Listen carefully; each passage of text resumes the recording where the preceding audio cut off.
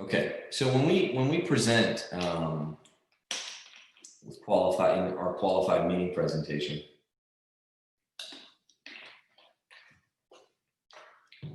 and we get through the beginning of the presentation where we explain all the concepts and we go through the money GPS, the state of the economy, and we set the table. Okay, so what we do, I'm training Jenny, and Jenny takes me to see her friend or her coworker or somebody that goes to church, and I explain everything in the beginning.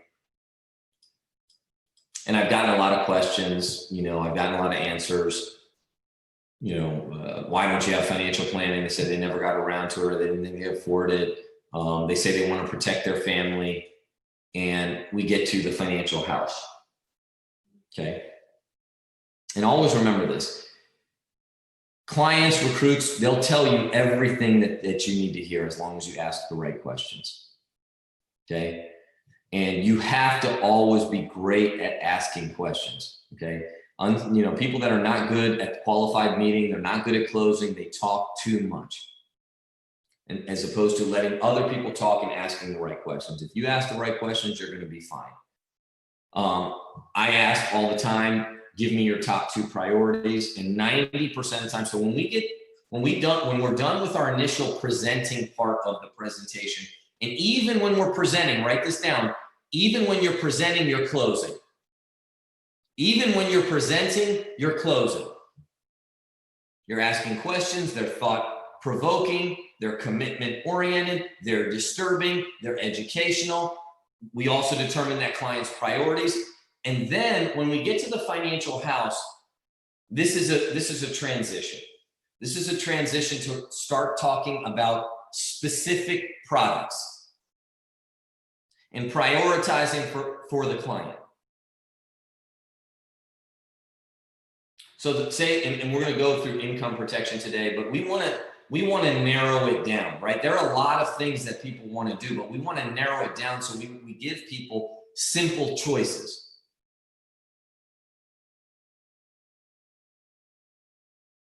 We want to give people simple choices.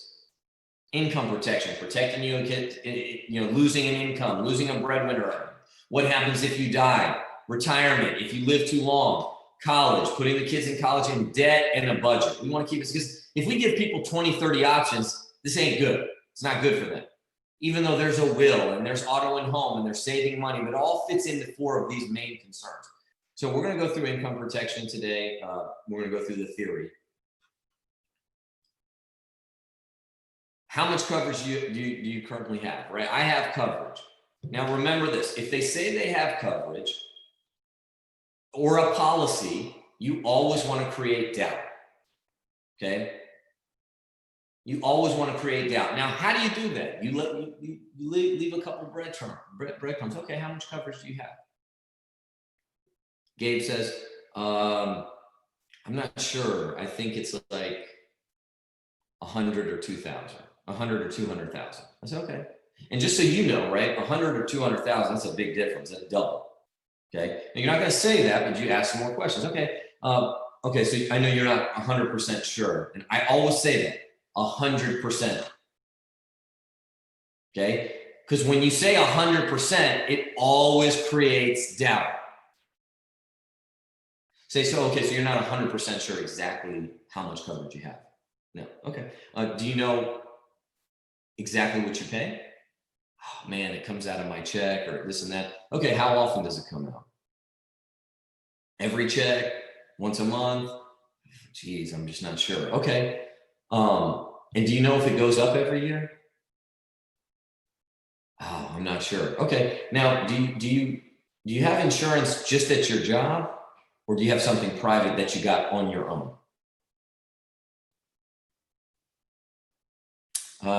It's just at my job. Okay, did you do a medical exam for it? I'm just asking a few questions. Okay, do you know if you did a medical exam or anything? No. What am I doing? A lot of times when I ask these questions, just 3 or 4 right in the beginning, they don't even want to count their coverage. They're so unsure about the coverage that they have, they don't even want to count it in the analysis. And they shouldn't, because they don't know how much they pay. They don't know how long it lasts. They don't know the term. They don't know how much coverage it is. They don't know how it works.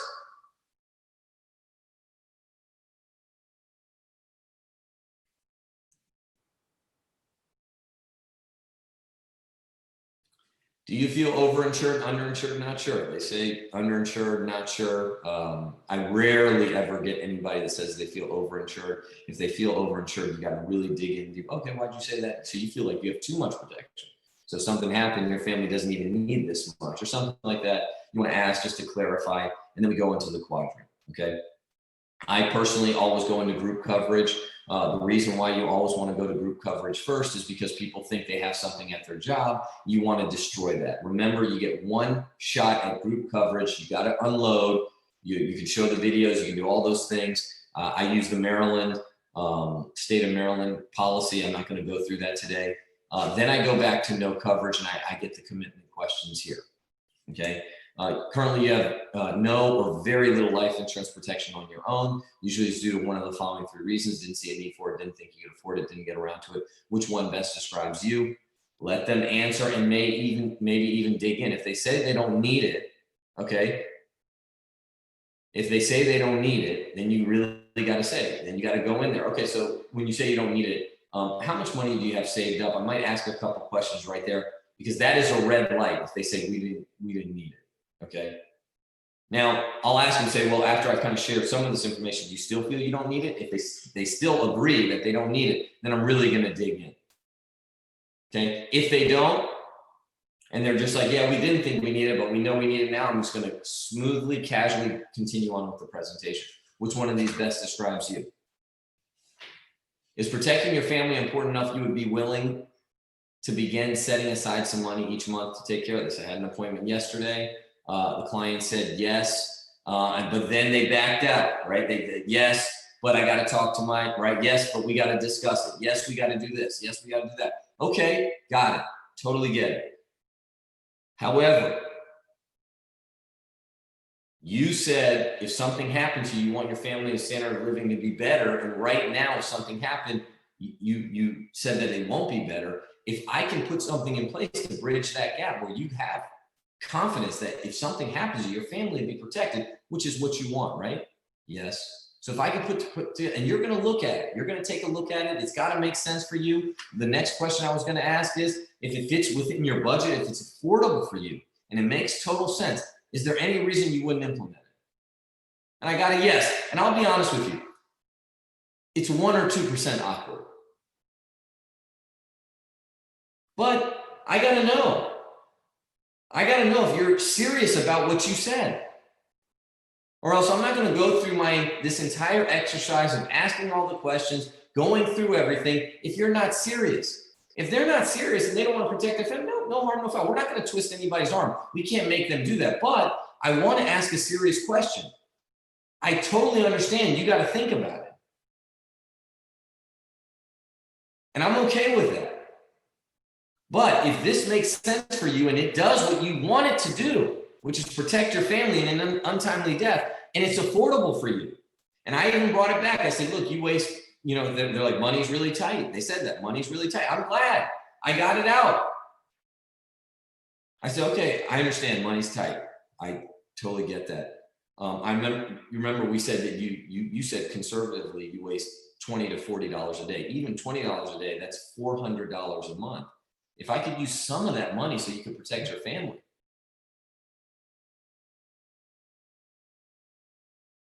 would you be willing to move forward if it makes sense for you? Yeah. Okay, good. And I'm not even saying it the way I say it into the computer right now to you guys. Obviously, I'm doing a little bit of a lecture training. When I'm at that qualified meeting, I'm serene, I'm calm, I'm sedated. I lower my voice. I want the client to be very comfortable, and I want to hear them and hear what they have to say. I don't get the stank eye. I don't get the vein in my face. I don't do any of that stuff. I'm not animated. I'm very still. I'm just asking a question, and I kind of lull them to sleep because I want them to know I'm not being mean. I'm not being rude. I'm being firm. And I'm just asking a question.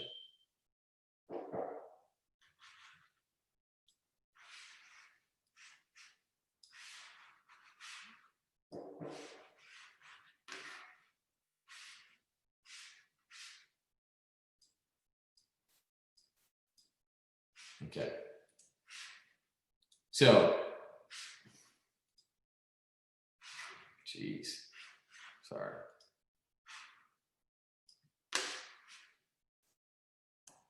Okay, cash value insurance.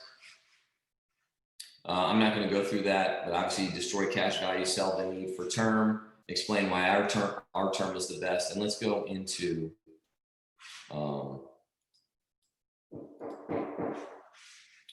give me a second, guys. Someone's knocking at my door. I don't know who it is.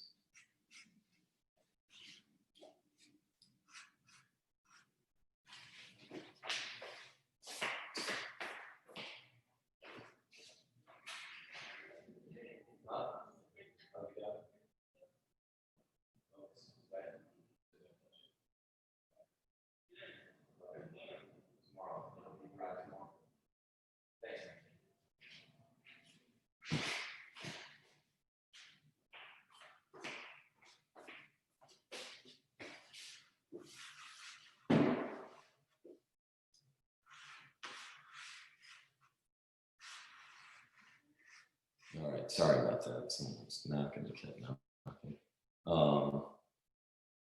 Everybody can hear me, see my screen? Okay.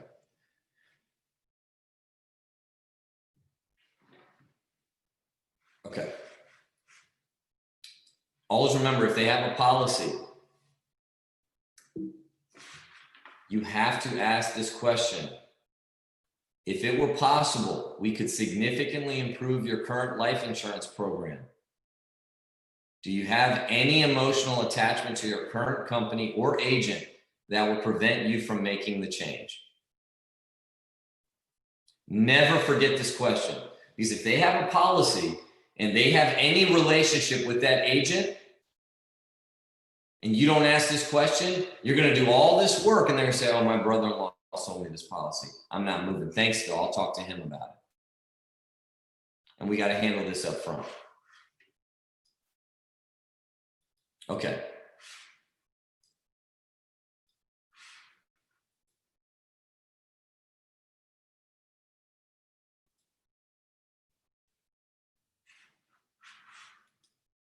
Okay, now here's what I wanted to really go through, and I want to go through the questions. So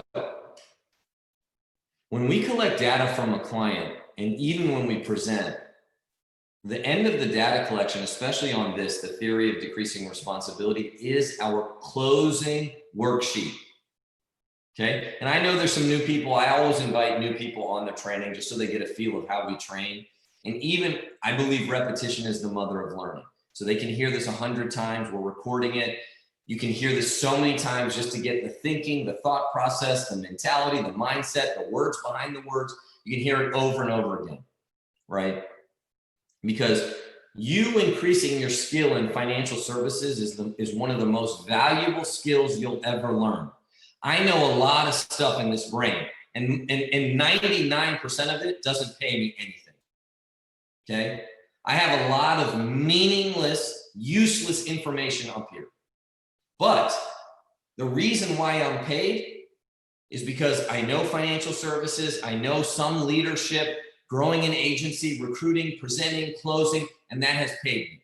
Because I have the answer to most everybody's problems financially. And I have a company and resources behind me, backing me, that can provide real solutions to families, but I got to be able to communicate it because we're dealing with a lot of people that are ignorant financially. They don't know. Stupid financially. They know and they still don't do it. And we have to be able to persuade them, give them a different perspective, educate them, inform them, do all those things. So remember, and I always get, I got this from Tia. Tia talked about this in one of our trainings a long time ago. When we get to this point, we just want to get them some coverage. We just want to get them some coverage. And the way the life insurance process coverage works is you have to apply and you qualify on life insurance coverage based on your health. Just because you want it doesn't mean you can get it. And so all this thinking, they still got to qualify for it. And the qualification process is very simple. We take an application with a good faith deposit of the first month premium up to $500,000. If it's over $500,000, only going to take $500,000. So usually our average applications are $50 for the husband and $50 for the wife, for a total of $100. That's about it. Then we send it on, and then we get the, excuse me, their policy issued. And as simple as that sounds, people freeze up right here. They do not want to move forward with the actual application process. Even though they've told you everything, they want to move forward. I mean, they want to protect their family. They have money that they waste. They're ready to go. They'll implement it. But here is the process where you got to be really great. Because closing is fleeting, man. It can go in 1 second. And a lot of you guys know that all too well. But awesome thing is you can get great at this. You can get really good right here and lock the client in and do a great job. And we've made it very simple, okay? So the theory of decreasing responsibility, this is the foundation of financial planning. In the early years, why do people need coverage? Why they don't have money? Always remember that. The reason why people don't have coverage, the reason why people need coverage is they don't have money. If you have a lot of money, you don't need life insurance coverage. And what happens if you have debt, you have high monthly expenses, you have little or no money saved, and your family depends 100% on that income, and you die, that income is gone. That's why we apply for insurance, because if they have $500,000, then that means we can replace them financially. Today, young children, high debt, home mortgage, loss of income would be devastating. But in retirement, you don't need coverage, you need money. And so this point right here is called self-insurance. This over here is called financial independence. So on your way to self-insurance, you need insurance. When you have enough money, you're self-insured.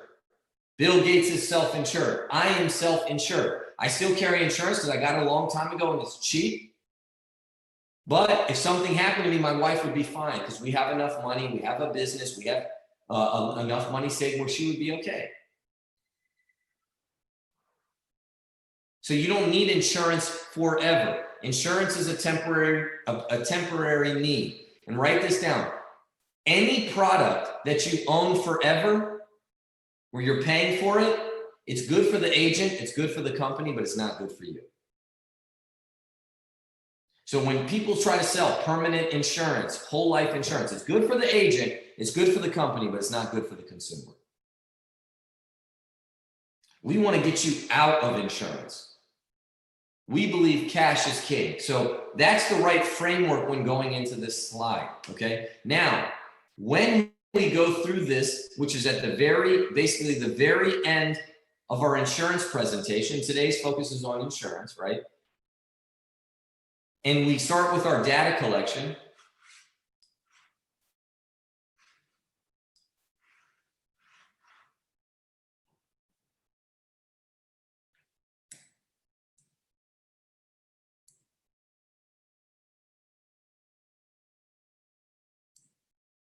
Okay, so if you look at our data collection, which is just 4 pages and it's extremely thorough, okay? When we're finding the need, okay? And remember this, okay?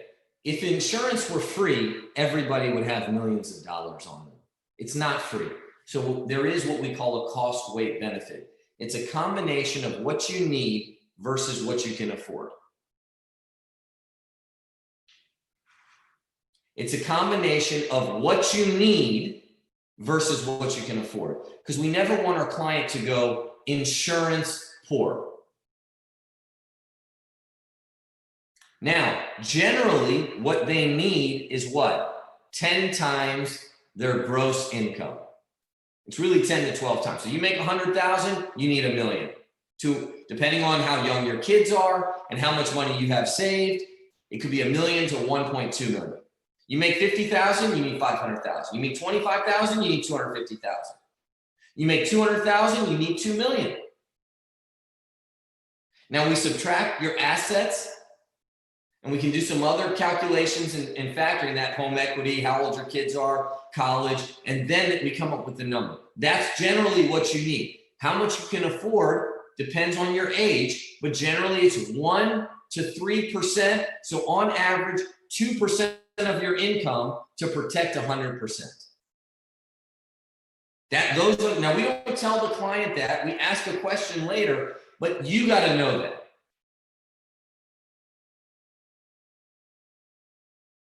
So when you're quoting somebody and you're providing them an illustration or a quote, you got to know, does it fit within this?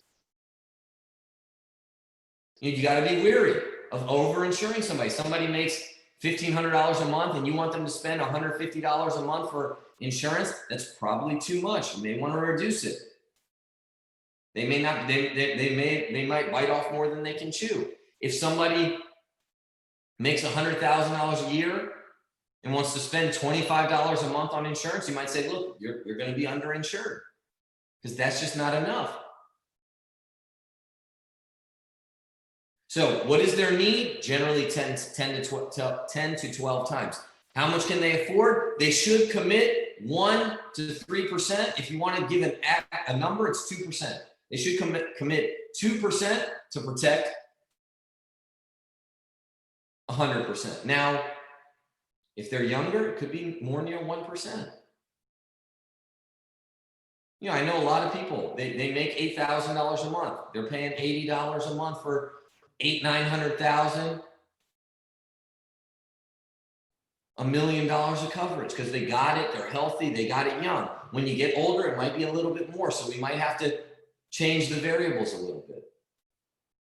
So when we go back to showing them the theory and saying, hey, this is how a financial plan works, they understand. But I always tell people, when we get to the data collection and we're here at this point and we're finding out exactly how much insurance this client needs, we're making it real for them. We're making it real for them.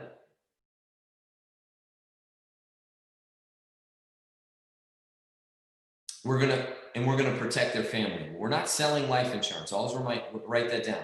We're not selling life insurance. We're protecting families. We're going to use kids' names.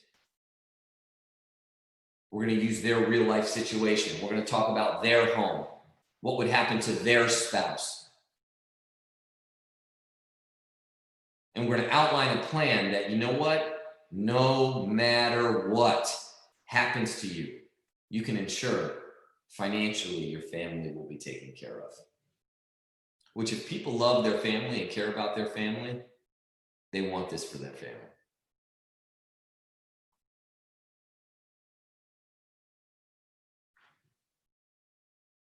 You know, I was talking with Josh Riddle. He was texting me this weekend, or just this week. He saw somebody on Friday, and the young guy saw him on Friday, worked with him. And Josh, you can correct me on the chat. I think worked with him for 6 years, he said. Saw him Friday night, was out to eat with his wife. Guy works at a restaurant. Josh is from the restaurant industry. He was a manager at several different restaurants, a guy he worked with. Tuesday night, or Friday he was there. Tuesday night he passed away.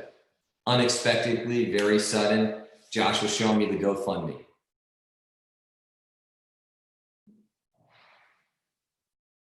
Josh was showing me the GoFundMe to help his kids maybe with some of their academic expenses and burial expenses.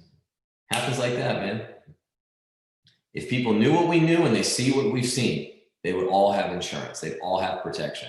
Everybody. It can happen like that, man. We don't know the details of how he passed. I don't know if it was a car accident or anything, but it was unexpected, sudden. Josh saw him less than a week ago. And this isn't a story this is not a salacious story. Everybody has stories like this that works in our group, because people just pass away, man. That's it. That's a great mystery of life. You just don't know when. So remember, when we're doing this and we talk about the foundation and the house could come crumbling down, and This is real, man. So how much do you need in the theory? So if you were to estimate rough numbers, how much would you have? How much would you say you have saved up total? This is other data. 401k, old 401k, emergency fund, savings. If the client says nothing, right, there's an even greater need for insurance. Because if something happens to you today, your family can't survive even one day.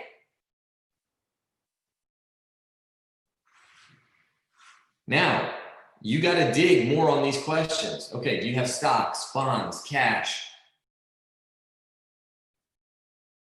Do you have 401k? Do you have an old 401k? Because what we're collecting information for a future sale, for maybe a 401k rollover or an IRA, or hey, let's start this.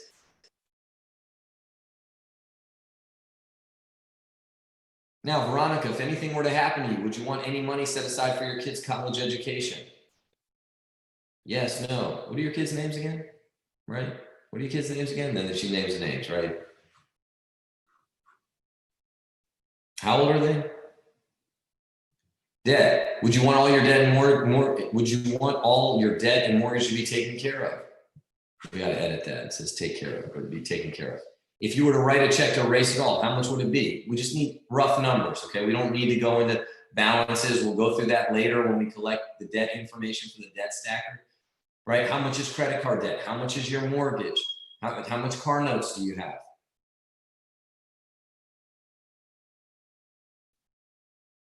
Then monthly expenses. How much income would you need to take care of all of your monthly expenses? Then you could ask them, how much do you make right now per month? $5,000 a month. How much does your family spend of that $5,000? Okay, so how much total income would you need to be replaced? All of it. Okay. And then I might recap. So, okay, so right now, Veronica, right now you have $6,000 saved up. If something happened to you, like some money set aside for your kids' college, you want your debt to be taken care of, and you spend $5,000 a month, which your family needs that in order to live, to just take on their living. I mean, imagine when you recap that and you say that to the family and they say they don't want to apply for protection. They got $6,000, they spend $5,000 a month. They don't have anything for college. They have debt. And they have normal living expenses. They need, and even for you saying it, it should give you the confidence to say, no, we got to apply. Now we're going to get the confirmation question. Doesn't it make sense to invest in our life insurance to protect your family just for a period of time until we can grow our assets and become self-insured? Period of time. And listen, you know, one thing I get all the time, and this is my fault. A lot of times when I talk about insurance, people, they said, I had this happen yesterday. They say, is this disability insurance? They talk about health insurance. They talk about, no, that's why we have to say life insurance. We have to get them very specific. No, life insurance upon your death. All those insurances are great, but life insurance is the most important insurance that you need. It's the most important. You know, there's some programs that can cover you if you don't have enough money and you go into the hospital. Sometimes you don't have to pay the bills. I'm not telling you not to do that, but you know, sometimes, you know, people have medical bills, they let them go to collection. If you die, no one's giving your family money. You got to do a GoFundMe and get dollar for dollar contributions from your friends and family that already don't have money. No one's coming to your rescue. Life insurance. Okay, now we're going to transition into quoting. And we use the car and home replacement example, right? What does car insurance do? It replaces your car. And how much of your car would you want fixed? What does home insurance do? It fixes your house, right? So if something happened to you, how much of your income would you want your family to have? Okay, You're asking again, even though you already asked it, you're asking it again because now it's getting a little bit more close to the finish line and we got to be really buttoned up. They should say all of it. Okay. And then how much income is that? 5,000. If something happened to you, how much would you want your family to have? All of it. Okay. How much is that per month? So wouldn't it make sense to use 2% of our income now to protect 100%? Yes. Okay. Since we would be replacing both incomes, how much do you each feel you could comfortably put towards this monthly to make sure your family is properly protected? And you get this from each person, not combined as a family member. You always divvy up the money, 25 to 50, 50, 75, 75 to 100. Okay. If their age is 40 and above, 50 to 100, 100, 100 to 150, 150 to 200 plus, each of you. And that wouldn't be stressful on your current monthly budget at all, right? You could comfortably commit to this? Sure. Okay. If group coverage or no coverage, you want to push for the application right here. Okay. That doesn't mean that you're going to get it all the time, but you want to push for it so they know on the carryback you're applying. Or you get them to apply right there. If it's a referral, warm market, you've gotten all the green lights. I'm not going to talk about that. We have that training on our YouTube. You push to apply. If they have a private policy, most cases will be a carryback, but still go through the underwriting questions and commitments because you got to come up with a great quote. Okay. If we can find an option that fits within that range and smarter in every way, would there be anything that would prevent you from taking care of the application? You can say today when we get back. And then you ask the help, have you ever had trouble qualifying for life insurance? If it says positive, significant history, tobacco, medications, 2 or more speeding, moving violations, DUIs, felonies, parents died before the age of 65, dangerous activities, any concerns with needles or blood draws, height and weight, then you run the quote. And then you run the process close. Okay, where you explain the application process, which is in our presentation.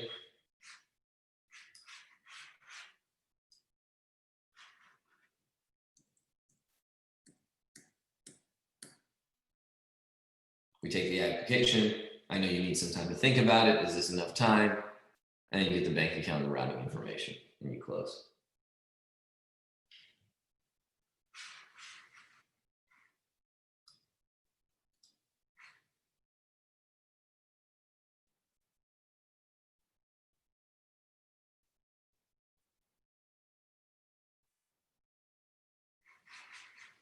You know, Josh said this.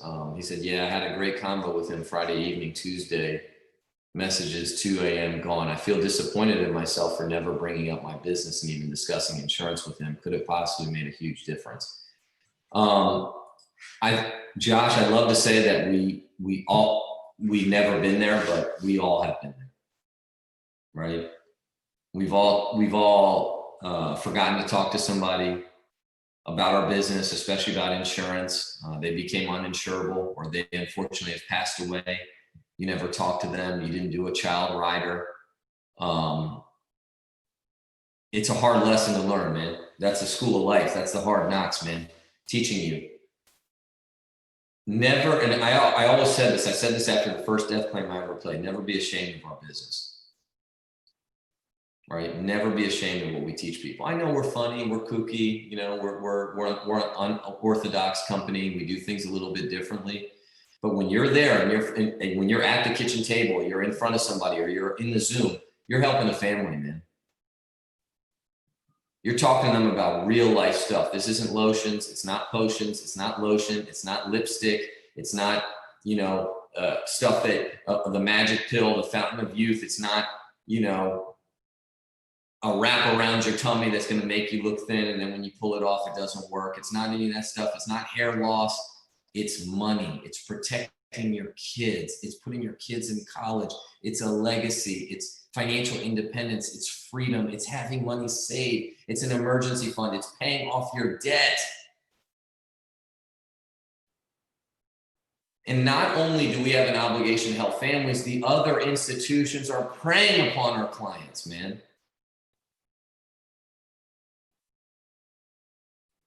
and use that feeling that you have, Josh, and go talk to everybody. And that's for everybody, man. You know, look, you learn from that example.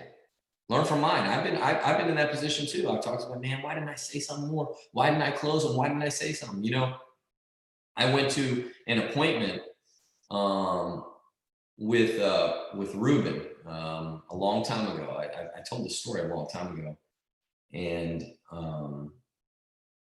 I sat down with the family, and I did the appointment. They're like, yeah, you know, can you?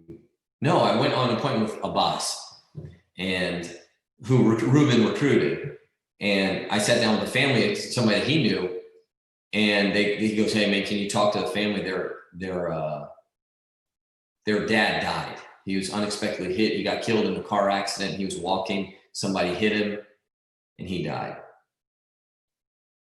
And I went and I talked to the family, and I said, yeah. And they said, yeah, we do have some savings. And they gave me their statement. And it was American funds. And I look at the agent, and it was somebody from our office. And I was like, you sat down with somebody. Why didn't you have insurance? And she said to me, this lady, she said to me, she goes, we don't believe in it. And I'm thinking, like, I'm here in this person's home, and your husband passed away, and she could barely speak any English. I mean, I don't know what kind of job she could even get. You got your kids, you have, you know, they're teenagers. I think they were older teenagers, maybe 17, 18, 19. You don't believe in life. No, you didn't understand insurance. Because if you understood it, you would have it. You have car insurance. You have health insurance. There's no, I don't believe in life insurance. If you have money, if you have an income, you need insurance. It just protects that. It's like homeowner insurance, a car. Nobody doesn't believe in life insurance. And that's a big sentiment in my religion. It's absolutely false. It's 100% wrong. And I'm thinking, like, man, you sat down with one of my agents. And I started thinking, man, if I train this person better, if I went on the appointment, what happened? I'm sitting there, and, you know, I can't harbor those feelings too long. I just got to use them for fire. Talk to everybody, man. Talk to everybody. At least, you know what? They don't move forward. At least you talk to them. At least you don't have that on your conscience. So use that to talk to everybody, especially about this product, because it's a product where you can become uninsurable like that. You can die like that. So, anyways, we're going to have training tomorrow. I'm excited about November. We're going to turn it around. Our winner's incentive, and Shay, you can verify this on the chat, is tomorrow at 11 a.m. Eastern Standard Time. Anybody put their name on an app. So we have the list. We'll enable the waiting room for anybody who's going to be with Eric Davis tomorrow, near-term $1 million earner. Make sure you have all your referrals to call after Saturday training. You want to set an appointment. You want to set a bunch of appointments. The registration form is out for week 4. Week 4 is one of the most important classes that we have. It's building your 1,000-name list, how to build a list, how to create your inventory. You know, the gold is in the list. You know, I heard Gabe, you do that training. I like that name for it. The gold is in the list. That's our training for tomorrow. So make sure you get everybody registered. Let's have a super productive Friday, and I'll see you guys tomorrow. Appreciate you guys.